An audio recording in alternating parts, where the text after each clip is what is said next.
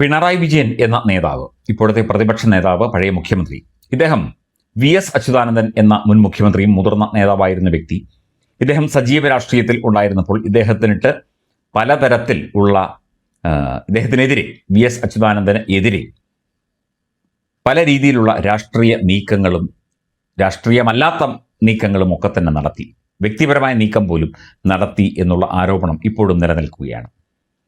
VS. സർക്കാർ വീണ്ടും അധികാരത്തിൽ വരാതിരിക്കാൻ വേണ്ടി പല സ്ഥാനാർത്ഥികളെയും, തോൽക്കുന്ന സ്ഥാനാർത്ഥികളെ നിർത്തി തോൽപ്പിച്ചു. അവസാനം കയ്യിൽ നിന്ന് പോവുകയായിരുന്നു. ഉമ്മൻചാണ്ടി മുഖ്യമന്ത്രിയാവുകയും ചെയ്തു. 2011 കാര്യമാണ് ഇത്. നേരത്തെ മുതിർന്ന ഒരു IAS ഉദ്യോഗസ്ഥനടക്കം ചൂണ്ടിക്കാട്ടിയിരുന്നു. ഇപ്പോൾ CPIയുടെ ഏറ്റവും തലമുതിർന്ന നേതാക്കളിൽ ഒരാളും മുൻ സെക്രട്ടറിയുമൊക്കെയായ C. ദിവാകരൻ ഈ വിഷയത്തിൽ കൃത്യമായ കാര്യങ്ങൾ പറയുന്നു. അദ്ദേഹവും ഇത് സാധൂകരിച്ചുകൊണ്ട്, അല്ലെങ്കിൽ ഇത്തരത്തിൽ പിണറായി വിജയൻ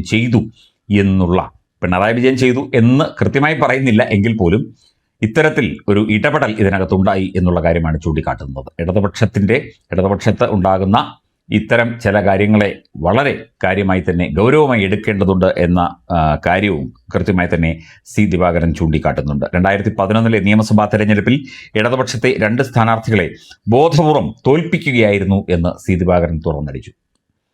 സമകാലിക മലയാളം വാരികയ്ക്ക് നൽകിയ ഒരു അഭിമുഖത്തിലാണ് വി.എസ്. അച്യുതാനന്ദൻ, പിണറായി വിജയൻ, ഉമ്മൻചാണ്ടി എന്നിവരെക്കുറിച്ച്, അന്നത്തെ രാഷ്ട്രീയ അണിയറ നീക്കങ്ങളെക്കുറിച്ചുമൊക്കെ C. ദിവാകരൻ വിശദമായി സംസാരിച്ചത്. 2011 തെരഞ്ഞെടുപ്പിൽ വി.എസ്. അച്യുതാനന്ദന്റെ ചിത്രം മുൻനിർത്തിയാണ് ഇടതുമുന്നണി കേരളത്തിലെ 140 മണ്ഡലങ്ങളിലും വോട്ട് തേടിയത്. ജനങ്ങൾ വലിയ പിന്തുണ നൽകിയെങ്കിലും വെറും 2 സീറ്റുകളുടെ കുറവിലാണ് LDFന് അന്ന് ഭരണം നഷ്ടമായത്. ഉമ്മൻചാണ്ടി സർക്കാർ അധികാരത്തിൽ വരികയും ചെയ്തു. പാറശാല ഇടത് സ്ഥാനാർത്ഥിയായിരുന്ന ആനാവൂർ നാഗപ്പൻ തോറ്റത് വെറും 500 വോട്ടുകൾക്കാണ്. 1000-നും 500-നും ഇടയിൽ വോട്ടുകൾക്കാണ് 4 പ്രമുഖ നേതാക്കൾ അന്ന് പരാജയപ്പെട്ടത്. ഇത് വലിയൊരു ഗൂഢാലോചനയുടെ ഭാഗമായിരുന്നു എന്നാരോപിച്ച ദിവാകരൻ, വ്യക്തമായ തെളിവുകൾ തന്റെ കൈവശമില്ലെങ്കിലും ക്ലീൻ ആയിട്ടാണ് ഇവർ തോറ്റത് എന്ന് ചൂണ്ടിക്കാട്ടി.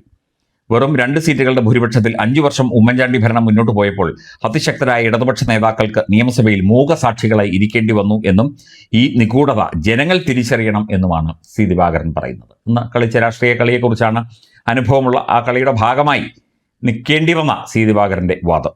വി.എസ്. അച്യുതാനന്ദനെ ഒരു ദിവസം പോലും സ്വസ്ഥമായി ഭരിക്കാൻ അനുവദിക്കാത്ത തരത്തിൽ മോശമായ സമീപനമാണ് അന്ന് മുന്നണിയിൽ നിന്നുണ്ടായിരുന്നത്. അന്ന് ഫയലുകളൊക്കെ AKG സെന്ററിൽ കൊണ്ടുപോയി അന്നത്തെ സെക്രട്ടറി ആയിരുന്ന പിണറായി വിജയൻ കണ്ട ശേഷം മാത്രമേ മുഖ്യമന്ത്രിയായിരുന്ന അച്യുതാനന്ദന്റെ മുന്നിൽ എത്തിയിരുന്നുള്ളൂ എന്ന് നമ്മൾ എല്ലാവരും കേട്ടിട്ടുണ്ട്. പലതരത്തിലുള്ള പീഡനങ്ങൾ ഉണ്ടായിട്ടും വി.എസ്. അതിനൊന്നും വഴങ്ങിയില്ല. 11 ശേഷമുള്ള 5 വർഷം സഭയിൽ സാധാരണ MLA പോലെ വലിയ വേദനയോടുകൂടിയാണ് വി.എസ്. ഇരുന്നത്. പിന്നീട് 2016 LDF അധികാരത്തിൽ വന്നപ്പോൾ ജനങ്ങൾക്കിടയിൽ അതൃപ്തി ഉണ്ടാകാതിരിക്കാൻ വേണ്ടിയാണ് വി.എസിന് സംസ്ഥാന ഭരണപരിഷ്കാര കമ്മീഷൻ അധ്യക്ഷൻ എന്ന പദവി, വെറുതെ ഒരു പദവി കൊടുത്തത്. ആ പദവി ലഭിച്ചപ്പോൾ സെക്രട്ടേറിയറ്റിൽ ഓഫീസ് വേണമെന്ന് വി.എസ്. ആവശ്യപ്പെട്ടിരുന്നു, പക്ഷേ കൊടുത്തില്ല. ഒടുവിൽ പട്ടത്ത് എവിടെ ഓഫീസും കാറും നൽകിയെങ്കിലും വി.എസ്. പിന്നീട് പദവി രാജിവെക്കുകയായിരുന്നുവെന്നും ദിവാകരൻ ചൂണ്ടിക്കാട്ടുന്നു. അവസാന കാലത്ത് ഒരു ഏകാന്ത തടവുകാരനെ പോലെ വി.എസിനെ ജനങ്ങളിൽ നിന്നും ഭരണത്തിൽ നിന്നും മാറ്റി നിർത്തുകയായിരുന്നു എന്നും C. ദിവാകരൻ പറയുന്നു. തീർച്ചയായിട്ടും ഇതൊന്നും ഇദ്ദേഹം വെറുതെ പറയുന്നതാണ് എന്ന് തോന്നുന്നില്ല. മുന്നണിയുടെ ഭാഗമായിരുന്ന, ഇപ്പോഴും ഭാഗമായ CPIയുടെ ഏറ്റവും മുതിർന്ന നേതാക്കളിൽ ഒരാളാണ് C. ദിവാകരൻ.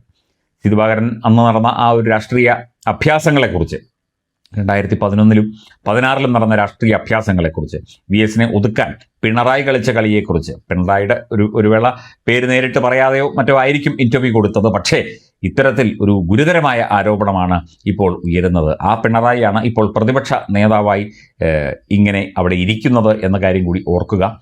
ഇദ്ദേഹത്തെ പോലെ രാഷ്ട്രീയ മര്യാദയില്ലാത്ത, രാഷ്ട്രീയ നീതിബോധമില്ലാത്ത ഒരു വ്യക്തി ആണ് കേരളത്തിൻ്റെ പ്രതിപക്ഷ നേതാവ് എന്ന് പറയേണ്ടി വരും. അദ്ദേഹത്തിൻ്റെ പ്രവൃത്തി മൂലമാണ്, അദ്ദേഹത്തിൻ്റെ ചിന്തയും പ്രവൃത്തിയും മൂലമാണ് CPM ഈ ഒരു അവസ്ഥയിലേക്ക്, അല്ലെങ്കിൽ ഇടതുമുന്നണി ഈ ഒരു അവസ്ഥയിലേക്ക്, വലിയ ദുരവസ്ഥയിലേക്ക് പോയതിനൊക്കെ കാരണം തീർച്ചയായിട്ടും ഇത്തരം സംഭവങ്ങളായിരിക്കാം. ജനങ്ങൾക്ക് ഇതേക്കുറിച്ചൊക്കെ അല്പമെങ്കിലും ബോധ്യം കാണുമായിരിക്കാം. അതുകൊണ്ട് അവർ കൊടുത്ത ശക്തമായ മറുപടി തന്നെയാണ് ഈ നിയമസഭാ തെരഞ്ഞെടുപ്പിൽ ഉണ്ടായത് എന്ന് പറയാതെ വയ്യ.